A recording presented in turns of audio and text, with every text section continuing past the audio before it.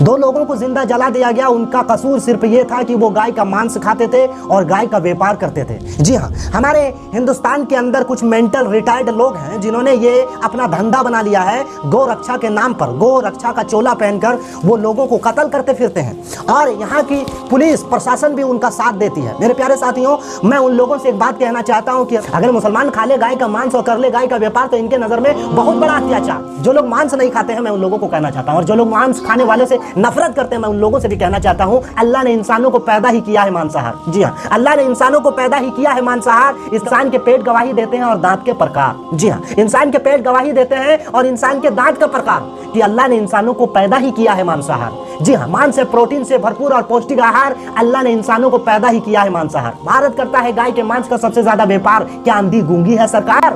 क्या अंधी गूंगी है सरकार?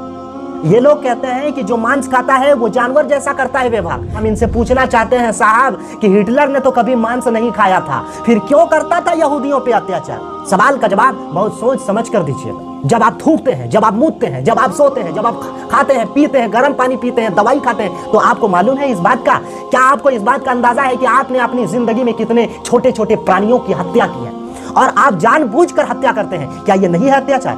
जब इंसान का नाइटफॉल होता है बिस्तर में तो इंसान करोड़ों इंसानों को मार देता है। क्या ये अत्याचार नहीं है? जब चिड़ियाघरों में शेरों को बकरियां मार मार के खिलाते हो तो ये अत्याचार नहीं है? सबसे प्यारी बात यह है कि इस्लाम में गोश्त खाने की इजाजत तो है मगर जरूरी नहीं है। जब मंदिरों में बकरों की बलि चढ़ाई जाती है, जब मंदिरों में बकरों की बलि चढ़ाई जाती है, जब मंदिरों में भैंसों की बलि चढ़ाई जाती है और उनको खुश करने के लिए पता नहीं क्या क्या कर्मकांड करने पड़ते हैं, उस वक्त तुम्हारी ममता कहाँ चली जाती है? तवाइफ खाने। उस वक्त तुम्हारा यह धर्म घोड़ा बेच के सोता है क्या? गाय को काटना अगर अपराध है तो मुसलमानों के पास बेचना भी अपराध है। तुम्हारी औकात नहीं है, तुम्हारी औकात नहीं है। मुसलमानों के पास तुम बेचते ही हो इसी नियत से कि वो गाय को काटे, वो गाय को ज़बह करे।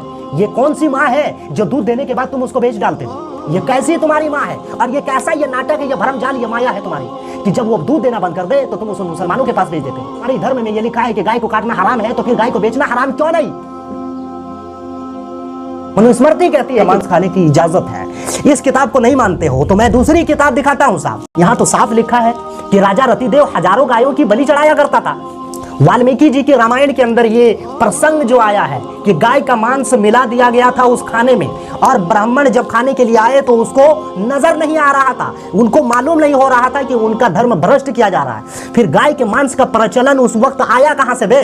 उस वक्त तो मुसलमान हिंदुस्तान में नहीं था, फिर यहाँ पे गाय का मांस डाला गया क्यों? आप ये कहते हैं कि हमारी किताबों के अंदर मिलावट कर दी गई है, तो मुझे बताइए मुसलमानों की किताबों में तो कोई माई का लाल पैदा नहीं होता है मिलावट करने के लिए, तुम्हारे किताबों के अंदर क्यों मिलावट होती है? पता ये चला कि तुम्हारे किताबों के अंदर कोई भी मिलावट कर सकता है। मिलावट तो इसको भी कहा जा सकता है कि तुमने उसको अपने तरफ से हराम कर लिया, जिस तरीके से यहूदियों ने अपने आप पर ऊंट के गोश्त को खाना हराम कर लिया था। मिलावट तो यह भी हो सकती है।